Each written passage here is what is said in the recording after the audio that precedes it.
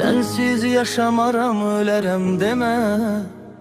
Sen mənə əlinlə qıyan adamsan. Pis gündə yanında olaram demə.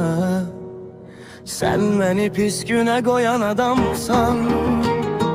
Sen indi hamıdan dandığın eşkdən, güya ki oduna yandığın eşkdən, əmədi ömürlük sandığın eşkdən, uzağı bir ilə qoyan adamsan. Əllərin başına döyür bəlkə də, daş qəlbin səsimi duyur bəlkə də, şeytan özü sənə uyur bəlkə də. Demirəm şeytana uyan adamsan. Əllərin başına döyür bəlkə də, daş qəlbin səsimi duyur bəlkə də, şeytan özü sənə uyur bəlkə də.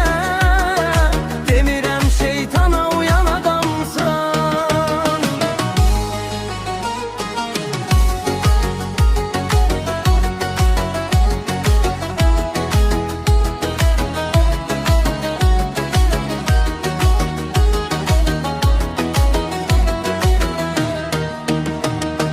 Sensiz yaşamaram ölərəm demə. Sen mənə əlinlə qıyan adamsan. Pis gündə yanında olaram demə. Sen məni pis günə qoyan adamsan. Sen indi hamıdan dandığın eşkdən, güya ki oduna yandığın eşkdən, əbədi ömürlük sandığın eşkdən, uzağı bir ilə doyan adamsan. Əllərin başına döyür bəlkə də, daş qəlbin səsimi duyur bəlkə də, şeytan özü sənə uyur bəlkə də. Demirəm şeytana uyan adamsan.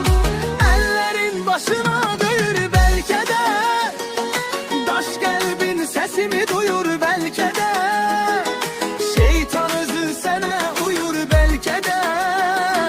Demirəm şeytana uyan adamsan.